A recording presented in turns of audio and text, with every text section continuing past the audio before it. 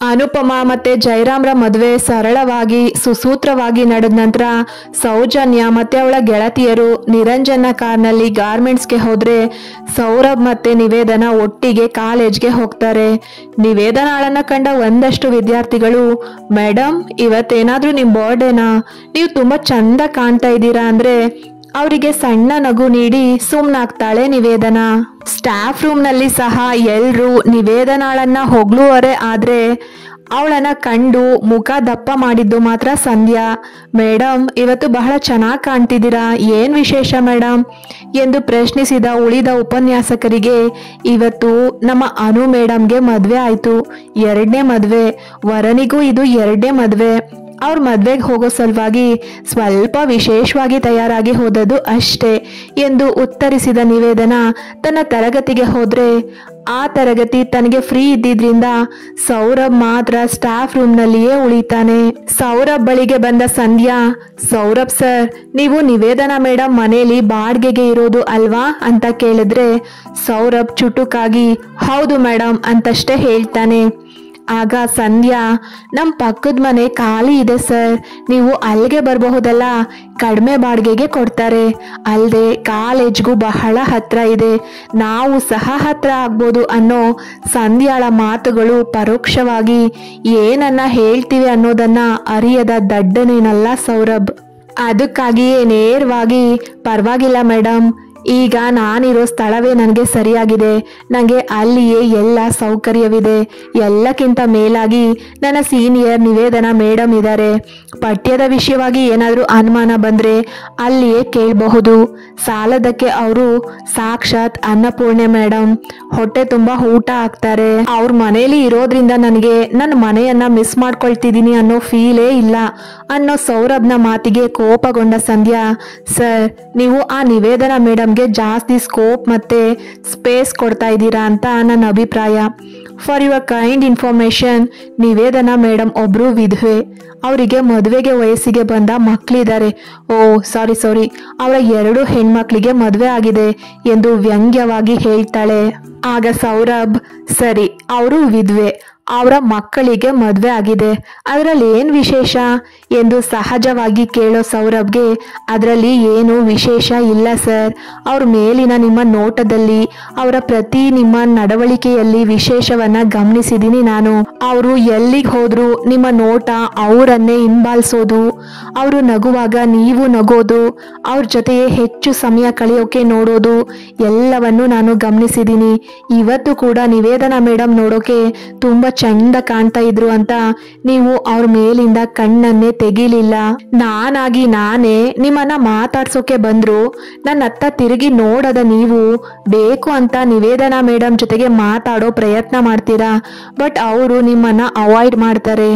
ಅವರ ಅಂದ ಚಂದ ನೋಡಿ ಅವ್ರಿನ್ನೂ ಯೌವನ ತುಂಬಿರೋ ಯುವತಿ ಅನ್ಕೊಂಡಿರೋ ನಿಮ್ಗೆ ನಿಮ್ಮ ತಪ್ಪು ಅಭಿಪ್ರಾಯವನ್ನ ಬದಲಾಯಿಸಿಕೊಳ್ಳೋಕೆ ಸಲಹೆ ಕೊಡ್ತಾ ಇದ್ದೀನಿ.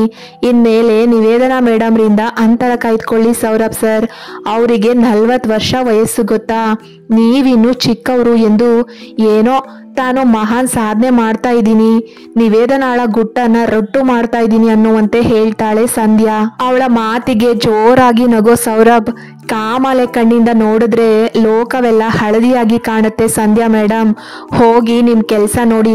ಅದೆಲ್ಲ ಸರಿ, ನೀವ್ಯಾಕೆ ನಮ್ಮಿಬ್ರನ್ನ ಅಷ್ಟೊಂದು ಗಮನಿಸಿದ್ದು, ನಾನು ನಿಮ್ಮನ್ನ ಅವಾಯ್ಡ್ ಮಾಡ್ತಾ ಇದ್ದೀನಿ ಅಂತ ಗೊತ್ತಿದ್ದು ನೀವ್ಯಾಕೆ ಪದೇ ಪದೇ ನನ್ನ ಹತ್ರ ಮಾತಾಡೋಕೆ ಬರ್ತೀರಾ?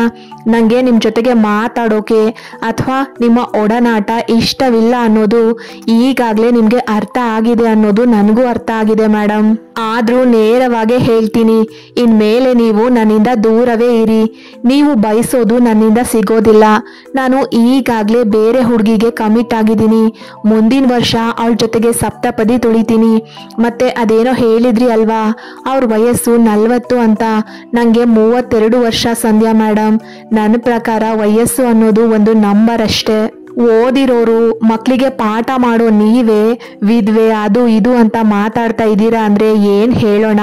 ಫಾರ್ ಯುವರ್ ಕೈಂಡ್ ಇನ್ಫಾರ್ಮೇಷನ್, ಎಷ್ಟೋ ದೊಡ್ಡ ಸೆಲೆಬ್ರಿಟಿಗಳು ವಯಸ್ಸಿನ ಹಂಗಿಲ್ಲದೆ ಮದುವೆ ಆಗಿ ಅಥವಾ ಮದುವೆ ಆಗದೆಯೇ ಸುಖವಾಗಿ ಸಹಜೀವನ ನಡೆಸ್ತಿದ್ದಾರೆ ಮೇಡಮ್. ನೀವಿನ್ನೂ ಹಳೆ ಕಾಲದ ಕಂದಾಚಾರಗಳಿಂದ ಹೊರ ಬಂದಿಲ್ಲ ಅನ್ಸತ್ತೆ. ಮತ್ತೆ ನಾನು ಇಷ್ಟೆಲ್ಲ ಹೇಳ್ದೆ ಅನ್ನೋ ಕಾರಣಕ್ಕೆ ನಿವೇದನಾ ಮೇಡಮ್ ಮೇಲೆ ನನಗೆ ಪ್ರೀತಿ ಪ್ರೇಮದ ಭಾವನೆ ಇದೆ ಅಂತ ತಪ್ಪಾಗಿ ತಿಳಿಬೇಡಿ.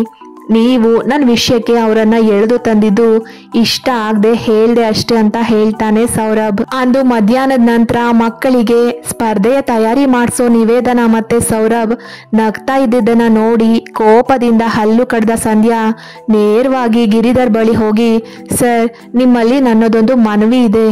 ಏನು ಅಂದ್ರೆ ಸೌರಭ್ ಸರ್ ಇತ್ತೀಚೆಗೆ ಬಂದವರು, ಅವರಿಗೆ ಸ್ಪರ್ಧೆ ಬಗ್ಗೆ ಏನೊಂದು ತಿಳಿಯೋದಿಲ್ಲ. ಅದಕ್ಕೆ ಅವ್ರ ಬದಲಾಗಿ ನಿವೇದನಾ ಮೇಡಮ್ಗೆ ನಾನು ಸಹಾಯ ಮಾಡ್ತೀನಿ ಅಂತ ಕೇಳಿದಾಗ ಅದಕ್ಕೆ ಒಪ್ಪದ ಗಿರಿಧರ್, ಮುಂದಿನ ವರ್ಷ ನೀವು ಮತ್ತೆ ಸೌರಭ್ ಸರ್ ಒಟ್ಟಿಗೆ ಸ್ಪರ್ಧೆಗೆ ತಯಾರಿ ಮಾಡಿ ಮೇಡಮ್ ಎಂದು ಅರ್ಥಗರ್ಭಿತವಾಗಿ ನಗ್ತಾನೆ. ಅತ್ತ ಗಾರ್ಮೆಂಟ್ಸ್ನಲ್ಲಿ ಮಧ್ಯಾಹ್ನ ಊಟದ ಸಮಯದಲ್ಲಿ ಊರಿನಿಂದ ತಂದಿದ್ದ ವಡೆ ಮತ್ತೆ ಹೋಳಿಗೆ ಹಿಡಿದು ನಿರಂಜನ್ ಸರ್ ಕ್ಯಾಬಿನ್ ಬಾಗ್ಲನ್ನ ತಟ್ಟೋ ಸೌಜನ್ಯ ಎಷ್ಟು ಹೊತ್ತಾದ್ರೂ ಒಳಗಡೆಯಿಂದ ಅವನ ಧ್ವನಿ ಕೇಳದೆ ಹೋದಾಗ ಅನುಮಾನದಲ್ಲಿ ಬಾಗ್ಲು ತಳ್ತಾಳೆ. ಅವನ ಚೇರ್ನಿಂದ ಕೆಳಗಡೆ ಬಿದ್ದಿದ್ದ ನಿರಂಜನ್ ಮುಖವೆಲ್ಲ ಬೆವತು ಹೋಗಿತ್ತು. ಅವನನ್ನ ನೋಡಿದ್ರೆ ಅವನಿಗೆ ಆಯಾಸವಾಗಿದೆ ಅಂತ ತಿಳಿತಿತ್ತು. ಅವನ ಸ್ಥಿತಿ ಕಂಡು ಬೆದರಿದ ಸೌಜನ್ಯ, ಸರ್ ಏನಾಯ್ತು ನಿಮ್ಗೆ ಎಂದು ಒಳಗಡೆ ಹೋದ್ರೆ ಸನ್ನೆಯಲ್ಲೇ ನಿರಂಜನ್ ಏನೋ ಹೇಳೋಕೆ ಪ್ರಯತ್ನ ಪಡ್ತಾ ಇರೋದು ತಿಳಿಯುತ್ತೆ. ಆದ್ರೂ ಅವನು ಏನ್ ಹೇಳ್ತಿದ್ದಾನೆ ಅಂತ ತಿಳಿಲಿಲ್ಲ ಸೌಜನ್ಯಗೆ. ಅಷ್ಟಾದ್ರೂ ಅಲ್ಲಿಂದ ಹೋಗದೆ ಅವನಿಗೆ ಸಹಾಯ ಮಾಡ್ಬೇಕನ್ಕೊಂಡ ಹುಡುಗಿ ತನ್ನ ದುಪ್ಪಟದಲ್ಲಿಯೇ ಅವನ ಮೊಗವನ್ನ ಒರೆಸಿ ಅವನು ಧರಿಸಿದ್ದ ದಪ್ಪನೆಯ ಕೋಟ್ ಕಳ್ಚಿ ಶರ್ಟ್ ಮೊದಲ 2 ಗುಂಡಿಗಳನ್ನ ಸಹ ಬಿಚ್ಚಿ ಅಲ್ಲೇ ಇದ್ದ ನೀರನ್ನ ಕುಡಿಯೋಕೆ ಕೊಡ್ತಾಳೆ. ಆದ್ರೂ ನಿರಂಜನ್ ಆಯಾಸ ತೋರಿಸ್ತಾ ಶುಗರ್ ಲೆವೆಲ್ ಲೋ ಎಂದಷ್ಟೇ ಹೇಳಿದ ಕೂಡಲೇ ಅರ್ಥೈಸ್ಕೊಂಡ ಸೌಜನ್ಯ, ಸರ್ ನಿಮಗೆ ಶುಗರ್ ಲೆವೆಲ್ ಕಮ್ಮಿ ಆಗಿದ್ಯಾ? ಹಿಂದೊಮ್ಮೆ ನನ್ನ ಅಪ್ಪನಿಗೂ ಹೀಗೆ ಆಗಿತ್ತು. 1 ನಿಮಿಷ ಇರಿ, ನಾನು ನಿಮ್ಗೆ ಕೊಡ್ಬೇಕು ಅಂತ ಮನೆಯಿಂದ ಹೋಳಿಗೆ ಮತ್ತೆ ವಡೆ ತಂದಿದ್ದೆ, ಅದನ್ನೇ ಕೊಡ್ತೀನಿ. ಸ್ವಲ್ಪ ಸಿಹಿ ಮತ್ತೆ ಉಪ್ಪು ತಿಂದ್ರೆ ನಿಮ್ಮ ಶುಗರ್ ಲೆವೆಲ್ ಸರಿಯಾಗತ್ತೆ ಎಂದು ತಾನು ತಂದಿದ್ದ ವಡೆ ಮತ್ತೆ ಕಾಯಿ ಹೋಳಿಗೆಯನ್ನ ಮುರಿದು ತಾನೇ ಅವನ ಬಾಯಿಗೆ ತುತ್ತು ಕೊಡ್ತಾಳೆ. ಒಂದು ಕಾಯಿ ಹೋಳಿಗೆ ಪೂರ್ತಿ ತಿಂದ ನಿರಂಜನ್ ಅವಳಿಂದಲೇ ನೀರು ಕುಡಿಸ್ಕೊಂಡು ಆಯಾಸದಿಂದ ತನ್ನ ಪಕ್ಕಕ್ಕೆ ಕುಳಿತಿದ್ದ ಸೌಜನ್ಯಾಳ ಹೆಗಲಿಗೆ ಒರಗಿದ್ರೆ ಅವನ ಈ ನಡೆಯಿಂದ 1-2 ನಿಮಿಷ ಕಳವಳಗೊಂಡ್ರು ಅವನ ಆರೋಗ್ಯ ಕೈ ಕೊಟ್ಟಿದೆ ಅನ್ನೋದನ್ನ ಮನಗಂಡ ಸೌಜನ್ಯ ಸುಮ್ಮನೆ ಆಗ್ತಾಳೆ. 1/4 ಗಂಟೆ ನಂತರ ತುಸು ಸರಿಯಾದ ನಿರಂಜನ್ ಸೌಜನ್ಯಾಳಿಂದ ದೂರ ಸರಿದು, I am sorry Soujanya and thanks for your helping me ಅಂದರೆ, ಪರವಾಗಿಲ್ಲ ಸರ್, ನಿಮ್ಮ ಸಮಸ್ಯೆ ಅರ್ಥ ಆಯಿತು ನನಗೆ, ನೀವು ಸರಿ ಆದ್ರಲ್ಲ ಅದೇ ಖುಷಿ ಎಂದು ಸಣ್ಣದಾಗಿ ನಗೋ ಸೌಜನ್ಯ ಅವನಿಗೆ ಕೈ ಕೊಟ್ಟು ಮೇಲೆ ಎಬ್ಸಿ ಅವನ ಕೋಟನ್ನ ಅವನ ಟೇಬಲ್ ಮೇಲೆ ಇರಿಸಿ ತಾನು ತಂದಿದ್ದ ಕವರನ್ನ ಅವನ ಎದುರು ಹಿಡಿತಾ, ಸರ್ ಮನೆಯಿಂದ ಕಾಯಿ ಹೋಳಿಗೆ ಮತ್ತೆ ವಡೆ ಮಾಡಿಸ್ಕೊಂಡು ತಂದಿದ್ದೆ, ನಮ್ಮಮ್ಮ ತುಂಬ ಚೆನ್ನಾಗಿ ಮಾಡ್ತಾರೆ, ತಗೊಳ್ಳಿ ಸರ್, ಎಲ್ರಿಗೂ ಕೊಟ್ಟೆ, ಹಾಗೆ ನಿಮಗೂ ಕೊಡ್ತಾ ಇದ್ದೀನಿ. ನಾವು ಬಡವರು ಅಂತ ನಾವು ಕೊಡೋ ತಿಂಡಿನ ಬೇಡ ಅನ್ಬೇಡಿ ಎಂದು ಮೃದುವಾಗಿ ಹೇಳ್ತಾಳೆ. ಸೌಜನ್ಯ ಮಾತಿಗೆ ಸ್ವಲ್ಪವೇ ತುಟಿ ಬಿರಿದ ನಿರಂಜನ್, ಶ್ರೀಮಂತರು ಮನೆ ನೋಟ ಚಂದ, ಬಡವ್ರ ಮನೆ ಊಟ ಚಂದ ಅನ್ನೋ ಗಾದೆ ಗೊತ್ತಿಲ್ವಾ ಸೌಜನ್ಯ ನಿನಗೆ? ಅದು ಅಲ್ಲದೆ ನಾನು ಯಾವ ವಿಷಯದಲ್ಲೂ ಬಡವ ಬಲ್ಲಿದ್ರು ಅಂತ ಭೇದ ಭಾವ ಮಾಡೋದಿಲ್ಲ. ಅದರಲ್ಲೂ ಊಟದ ವಿಷಯದಲ್ಲಂತೂ ನಾನು ಎಂದಿಗೂ ಆ ರೀತಿ ಎಲ್ಲ ಭೇದ ಭಾವ ಮಾಡೋ ಮನುಷ್ಯನಲ್ಲ. ಇವತ್ತು ಶ್ರೀಮಂತನಾಗಿ ಮೆರೆದವನು ನಾಳೆ ತುತ್ತು ಊಟಕ್ಕೂ ಕಷ್ಟಪಡೋದನ್ನ ಕಂಡಿದ್ದೀನಿ. ಎಲ್ಲಿ ಕೊಡು ಅನ್ನುತ್ತಾ ಅವಳಿಂದ ಕಾಯಿ ಹೋಳಿಗೆ ಕವರ್ ಪಡೆದು ಒಂಚೂರು ಮುರಿದು ತಿಂದವನು, ತುಂಬಾನೇ ಚೆನ್ನಾಗಿದೆ ಸೌಜನ್ಯ, ಆಗ್ಲೇ ನೀನು ನನಗೆ ಹೋಳಿಗೆ ತಿನ್ನಿಸುವಾಗ ದೇಹದಲ್ಲಾಗ್ತಾ ಇದ್ದ ಆಯಾಸಕ್ಕೆ ಅದರ ರುಚಿ ತಿಳಿಲಿಲ್ಲ. ಆದರೆ ಈಗ ನಿಜವಾಗ್ಲೂ ತುಂಬಾನೇ ಚೆನ್ನಾಗಿದೆ. ನಿನಗೆ ಮತ್ತೆ ಈ ಹೋಳಿಗೆ ಮಾಡಿದ ನಿನ್ನ ಅಮ್ಮನಿಗೆ ಈ ಬ್ರಿಗು ಧನ್ಯವಾದಗಳು ಅಂತ ಹೇಳ್ತಾನೆ ನಿರಂಜನ್. ಅಷ್ಟಕ್ಕೆ ಖುಷಿಯಾಗಿ ತಾನು ಕೂಡ ಮುದ್ದಾಗಿ ನಗೋ ಸೌಜನ್ಯ, ನಾವು ಕೆಲಸಕ್ಕೆ ಬಂದು ಇಷ್ಟು ದಿನದಲ್ಲಿ ನೀವು ಇದೇ ಮೊದಲು ಬಾರಿಗೆ ನಕ್ಕಿದ್ದು ಸರ್, ನೀವು ಈ ರೀತಿ ನಕ್ರೆ ತುಂಬಾನೇ ಚಂದ ಕಾಣ್ತೀರಾ ಅಂದರೆ ಹೋಳಿಗೆ ತಿಂತ ಇದ್ದ ನಿರಂಜನ್ಗೆ ನೆತ್ತಿಗೆ ಹತ್ತಿತ್ತು. ಅವನು ಕೆಮ್ಮುವಾಗ ಅವನ ಎದುರು ಮತ್ತೆ ನೀರಿನ ಬಾಟಲ್ ಇಡೋ ಸೌಜನ್ಯ. ಹಾಗೆ ಡೈಲಿ ಈ ರೀತಿ ಕೋಟ್ ಹಾಕ್ತೆ, ಬರೀ ಶರ್ಟು ಪ್ಯಾಂಟ್ ಹಾಕಿದ್ರೆ ಇನ್ನೂ ತುಂಬಾ ಚೆನ್ನಾಗಿ ತುಂಬಾ ಯಂಗ್ ಆಗಿ ಕಾಣ್ತೀರಾ ಸರ್. ಇವತ್ತು ಬೆಳಗ್ಗೆ ಮದ್ವೆಗೆ ಬಂದಾಗ ಬಂದಿದ್ರಲ್ಲ, ಆ ರೀತಿ ನೀವು ಹೆಚ್ಚು ಹ್ಯಾಂಡ್ಸಮ್ ಆಗಿ ಕಾಣ್ತೀರಾ ಅಂತ ಯಾವುದೇ ಹಿಂಜರಿಕೆ ಇಲ್ಲದೆ ಹೇಳಿ ತನ್ನ ಕೆಲಸ ಮುಗೀತು ಎಂಬಂತೆ ಅಲ್ಲಿಂದ ಹೋಗ್ತಾಳೆ. ಅವಳು ಅಲ್ಲಿಂದ ಹೋದ ನಂತರವೂ ಅವಳು ಹೇಳಿದ ಮಾತುಗಳ ಬಗ್ಗೆಯೇ ಯೋಚಿಸೋ ನಿರಂಜನ್ ಬಹಳ ಚೂಟಿ ಹುಡುಗಿ, ಯಾವುದೇ ಮುಚ್ಚು ಮರೆ ಇಲ್ಲದೆ ಎಲ್ಲವನ್ನ ನೇರವಾಗಿ ಹೇಳ್ಬಿಡ್ತಾಳೆ. ಎಷ್ಟೇ ಆಗ್ಲಿ ಮಂಡ್ಯದ ಹುಡುಗಿ ಅಲ್ವಾ ಎಂದು ತನ್ನಲ್ಲೇ ನಗ್ತಾನೆ. ಅಂದು ಓವರ್ ಟೈಮ್ ಮಾಡೋಕೆ ಇಚ್ಛಿಸದ ಸೌಜನ್ಯ ಗೆಳತಿಯರ ಜೊತೆಗೆ ಮನೆಗೆ ಬಂದು ನಿವೇದನಾ ಮತ್ತೆ ಸೌರಭ್ಗೆ ಮನೆಯಿಂದ ತಂದಿದ್ದ ವಡೆ ಮತ್ತೆ ಹೋಳ್ಗೆನ ಕೊಟ್ರೆ ತಾನೇನು ಕಮ್ಮಿ ಇಲ್ಲ ಅನ್ನುವಂತೆ ಸೌರಭ್ ಕೂಡ ತಾನು ಮನೆಯಿಂದ ತಂದಿದ್ದ ಚಟ್ನಿ ಪುಡಿ, ಪುಳಿಯೋಗರೆ ಪುಡಿ, ಹಪ್ಪಳ, ಸಂಡ್ಗೆ, ಚಿಪ್ಸ್ಗಳು ಈ ರೀತಿ ಒಂದಷ್ಟು ಪದಾರ್ಥಗಳನ್ನ ಕೊಡ್ತಾನೆ. ಅವರಿಬ್ರು ತಂದಿದ್ದ ಆಹಾರ ಪದಾರ್ಥಗಳನ್ನ ನೋಡಿ ನಗೋ ನಿವೇದನಾ, ನಾನು ಹಾಸ್ಟೆಲ್ನಲ್ಲಿ ಓದುವಾಗ ಸಹ ಹೀಗೆ ಮಾಡ್ತಾ ಇದ್ದಿದ್ದು. ಪ್ರತಿ ಸಲ ರಜೆಗೆ ಹೋದಾಗ ಅಮ್ಮನ ಬಳಿಯಲ್ಲಿ ಹಠ ಮಾಡಿ ಏನಾದ್ರೂ ತಿಂಡಿ ಮಾಡಿಸ್ಕೊಂಡು ಹೋಗ್ತಿದ್ದೆ.